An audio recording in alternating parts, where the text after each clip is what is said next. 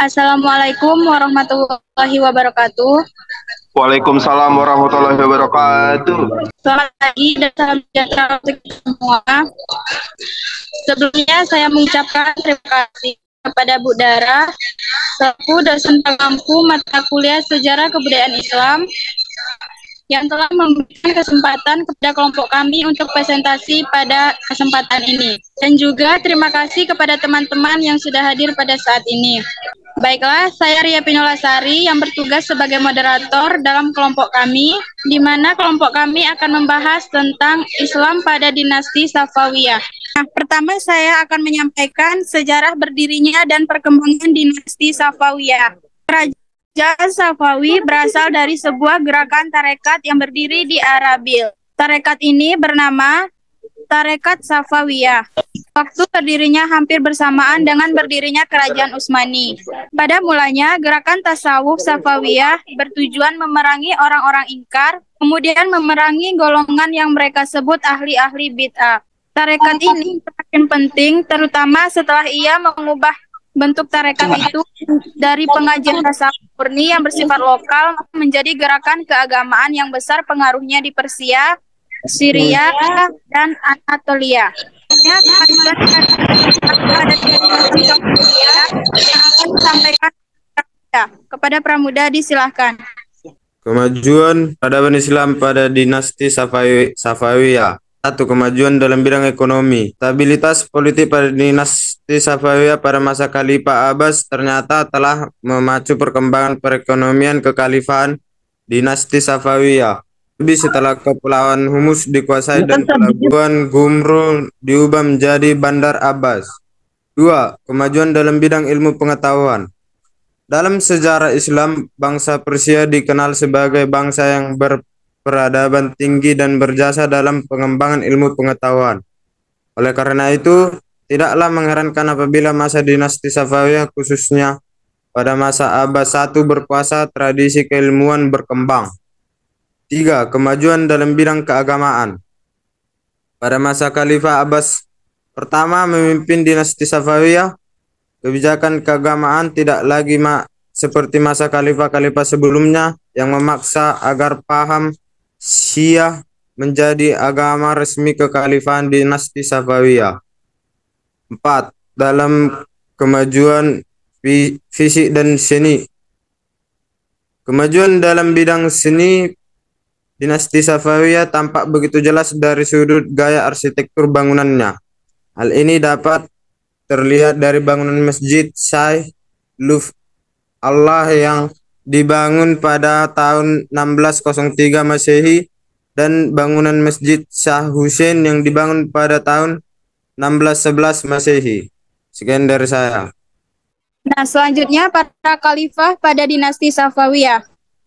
Terdapat 11 khalifah. Khalifah pertama sampai dengan keempat disampaikan oleh Seli, khalifah kelima sampai dengan 8 disampaikan oleh Lia, khalifah 9 sampai dengan 11 yang akan disampaikan oleh Doni. Nah, yang pertama yang akan disampaikan oleh Seli, kepada Seli disilahkan. Terima kasih pada moderator telah memberikan saya kesempatan untuk membacakan materi bagian saya. Yang pertama terdapat Syekh Ismail I yang menjadi raja pada tahun 1501 sampai 1524 Masehi. Setelah memproklamirkan berdirinya kerajaan atau dinasti Safawiyah, Ismail menobatkan dirinya sebagai raja atau pemimpin yang sah dari dinasti Safawiyah. Ismail mulai melakukan berbagai upaya untuk membangun dinasti Safawiyah.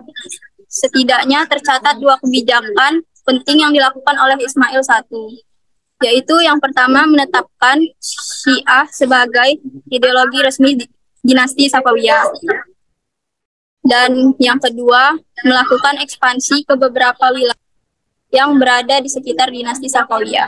Yang kedua ada Syah Tahmasp yang menjadi raja pada tahun 1524 sampai 1576 Masehi.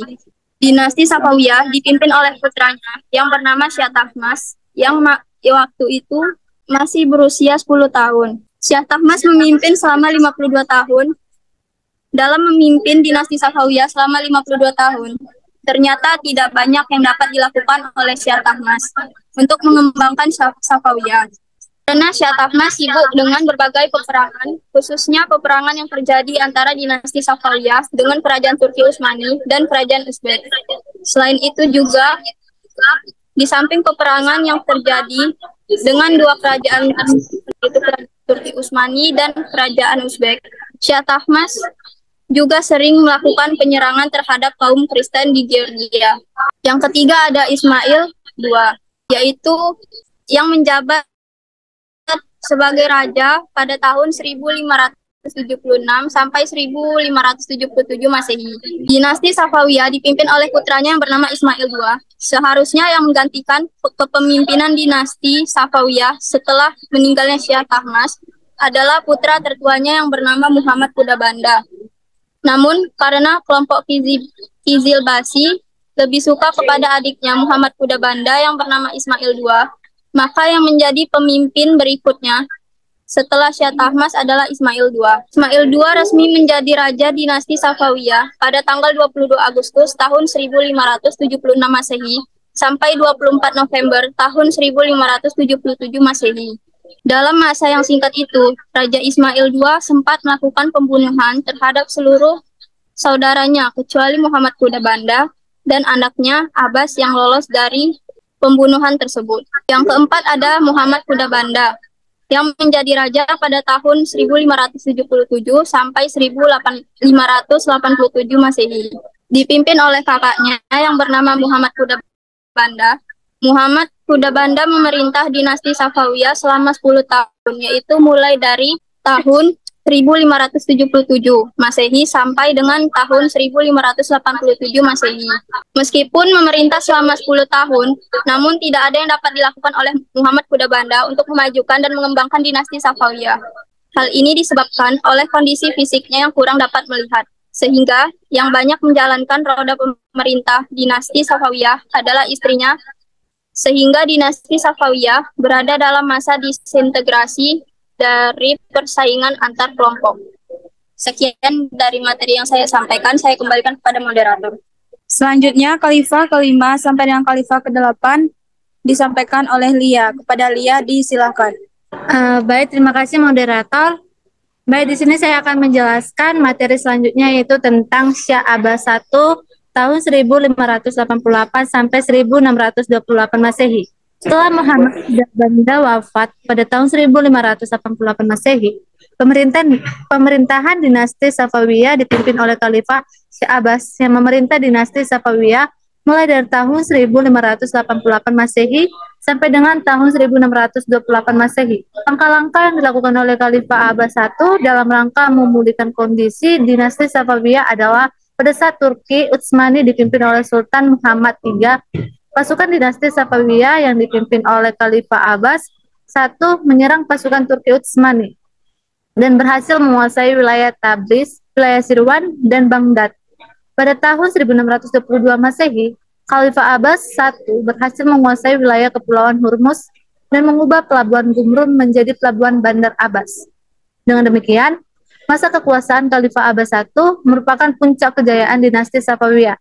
Secara politik, Khalifah Abbas I mampu mengatasi berbagai kemelut di dalam negeri dinasti Safawiyah, serta berhasil merebut kembali wilayah-wilayah yang pernah direbut oleh dinasti-dinasti lain pada masa Khalifah dinasti Safawiyah sebelumnya. Adapun yang keenam yaitu Safi Mirza tahun 1628 sampai 1642 Masehi. Khalifah Safi Mirza naik tata dinasti Safawiyah menggantikan Khalifah Syah Abbas I. Safi Mirza atau cucu Khalifah Abbas I adalah seorang pemimpin yang sangat lemah. Khalifah Safi Mirza sangat kejam terhadap para pembesar karena sifat pencemburunya. Adapun kemajuan dinasti Safawiyah dicapai oleh Khalifah Syah Abbas I, yaitu kota Kandar atau sekarang termasuk wilayah Afghanistan, lepas dari dinasti Safawiyah dan diduduki oleh kerajaan Mughal India, yang ketika itu dipimpin oleh Sultan Shah Jahan. Adapun yang ketujuh, Khalifah Syah Abbas II tahun 1642 sampai 1647 Masehi. Khalifah Abbas II naik tata kekhalifahan dinasti Safawiyah menggantikan Khalifah Safi Mirza. Khalifah Abbas II adalah raja atau khalifah yang suka minum minuman keras, sehingga Khalifah Abbas II jatuh sakit dan meninggal. Meskipun demikian, pada masa Khalifah Abbas II, dengan dibantu para wazirnya, kota Kandahar berhasil direbut kembali oleh kekhalifahan dinasti Safawiyah dari kekuasaan dinasti Mughal India. Adapun yang ke-8 yaitu Khalifah Sulaiman tahun 1667 sampai 1694 Masehi. Khalifah Sulaiman naik tahta dinasti Safawiyah menggantikan Khalifah Abbas II. Sebagaimana Khalifah Abbas I, Khalifah Sulaiman juga seorang pemabuk. Khalifah Sulaiman bertindak sangat kejam terhadap para pembesar dinasti Safawiyah yang dicurigainya.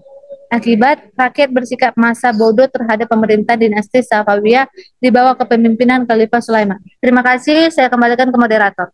Selanjutnya, Khalifah 9 sampai dengan 11 yang akan disampaikan oleh Doni. Kepada Doni, disilahkan. Baik, terima kasih moderator. Di sini saya akan menjelaskan Khalifah yang ke-9 yaitu Syah Husain tahun 1624 sampai dengan 1722 Masehi. Khalifah Syah Husain naik tahta dinasti Safawiyah menggantikan Khalifah Sulaiman. Khalifah Syah Husain memberikan kekuasaan yang besar terhadap para ulama Syah yang sering memaksakan pendapat terhadap penganut aliran Sunni. Sikap ini membangkitkan kemarahan golongan Sunni Afghanistan sehingga mereka memberontak dan berhasil menguasai dinasti Safawiyah pimpinan Syah Husain. Pemberontakan bangsa Afghanistan terhadap dinasti Safawiyah terjadi pertama kali pada tahun 1709 Masehi di bawah pimpinan Mr. Faiz dan berhasil merebut wilayah Kandahar. Yang ke-10 Tahmasp II tahun 1722 sampai 1732 Masehi. Tahmasp II yang merupakan salah satu putra Khalifah Syah Husain dengan penuh dukungan suku Khazar dari Rusia memproklamasikan dirinya sebagai khalifah yang syah dan berkuasa atas Persia dengan pusat kekuasaannya di Astarabad pada tahun 1726 Masehi. Khalifah Tahmasp II bekerja sama dengan Nadir Khan dan dari suku Absar untuk memerangi dan mengusir bangsa Afghanistan yang berhasil menduduki Isfahan.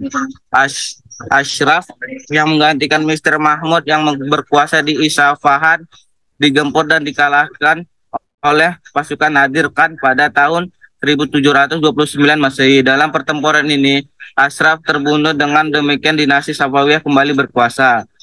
Yang ke-11, Syah Abbas III tahun 1732 sampai 1736 Masehi. Pada bulan Agustus tahun 1732 Masehi, Khalifah Tahmasp II dipecat oleh Nadir Khan dan digantikan oleh Khalifah Abbasli yang merupakan anak Tahmasp II. Khalifah Abbas II naik tahta dinasti Safawiyah masih berusia sangat kecil. 4 tahun setelah pengangkatan, Khalifah Abbas III menjadi Khalifah dinasti Safawiyah.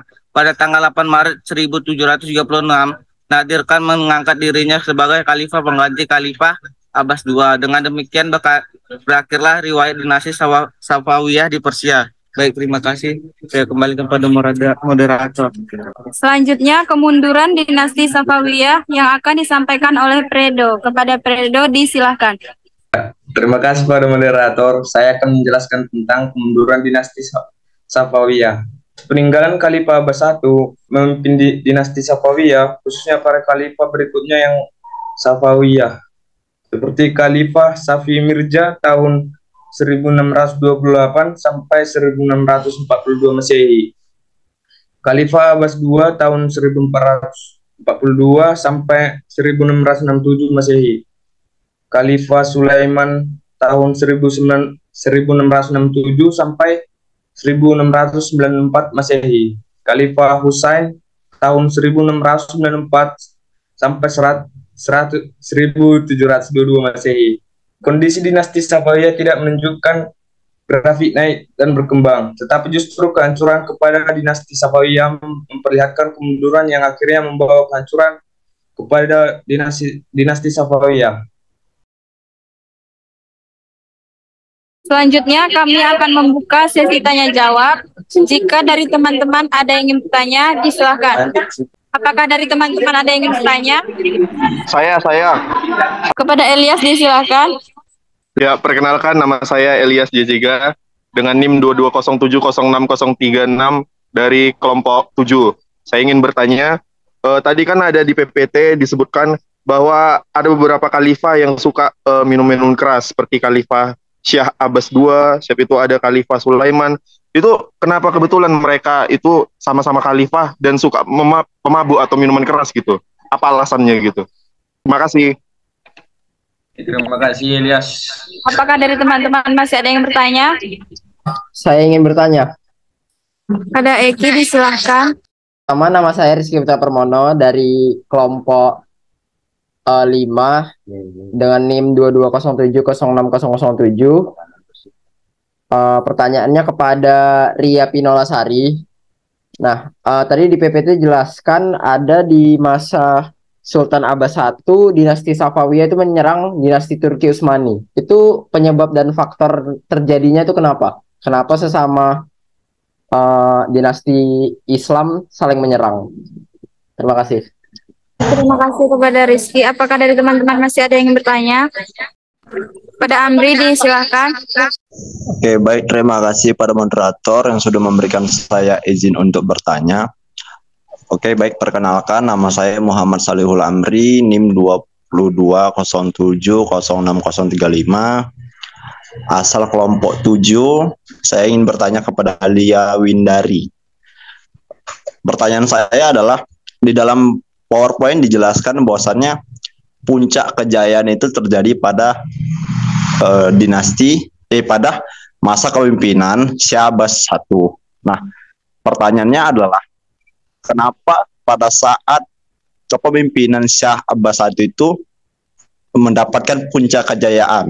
Dan bagaimana caranya kita sebagai mahasiswa mengimplementasikan sikap-sikap yang dilakukan Syah Abbas I itu dalam kehidupan kita?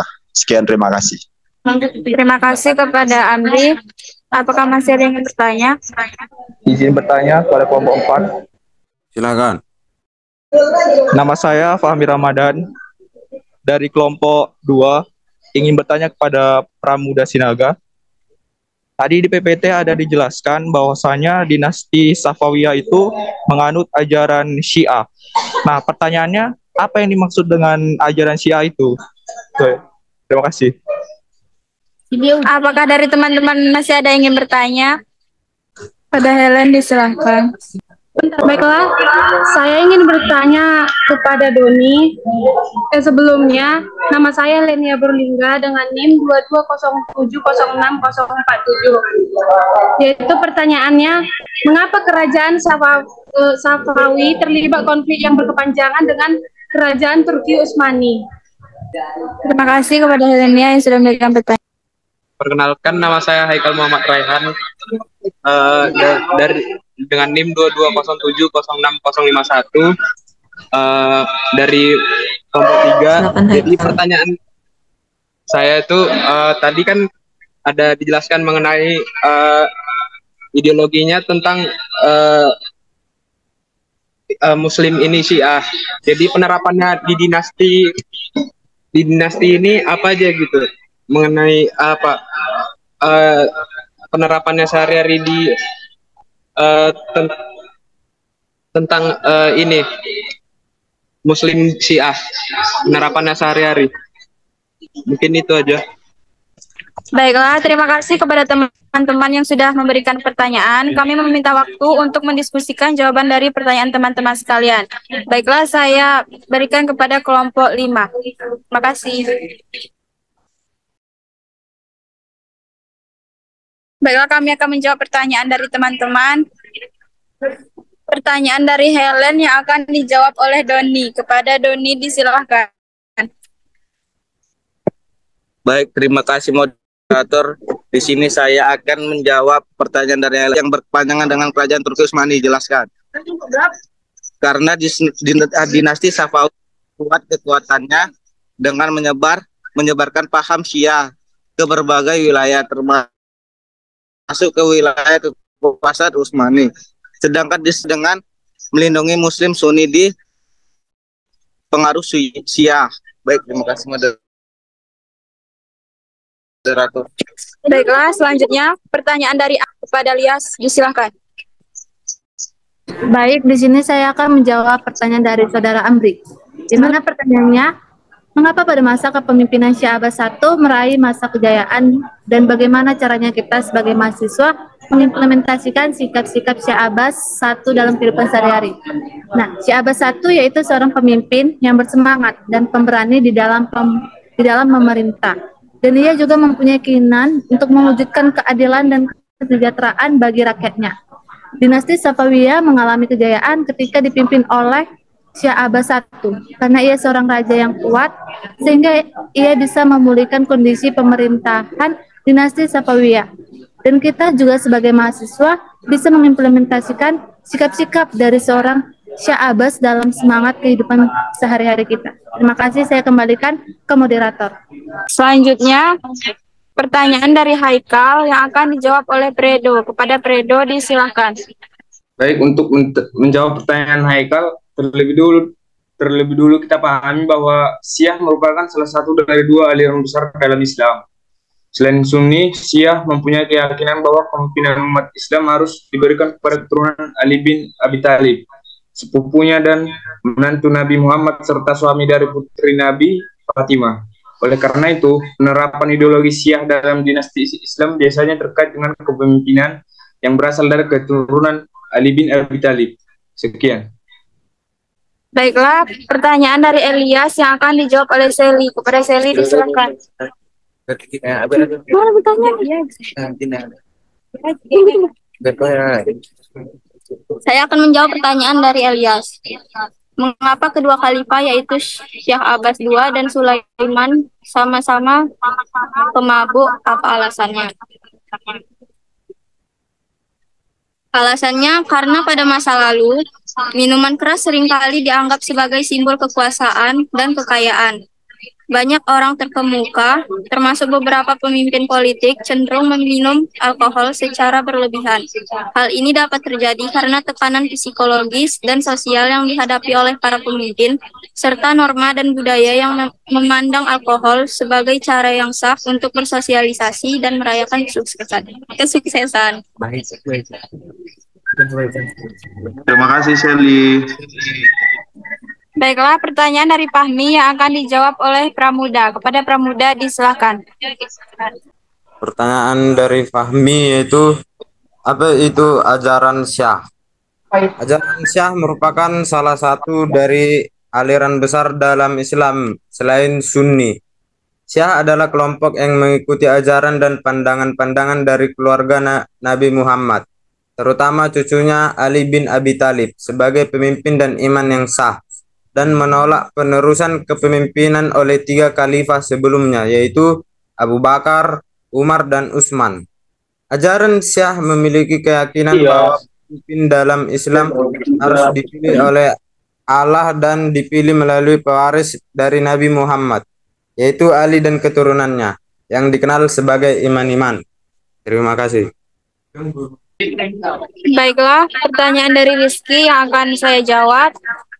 Penyebab terjadinya konflik dinasti Safawiyah dan kerajaan Turki Utsmani adalah perbedaan ideologi yang mencolok antara kerajaan Safawi dan Turki Utsmani. Baiklah, itulah jawaban dari pertanyaan teman-teman. Nah, dapat disimpulkan, dinasti Safawiyah merupakan dinasti yang berkuasa pada 1501 sampai 1722 Masehi. Dinasti Safawiyah menggunakan Syiah sebagai mazhab negara. Oleh karena itu, dinasti Safawiyah dikenal sebagai peletak dasar terbentuknya negara Iran. Dinasti Safawiyah mencapai masa kejayaannya pada kepemimpinan Abbas I.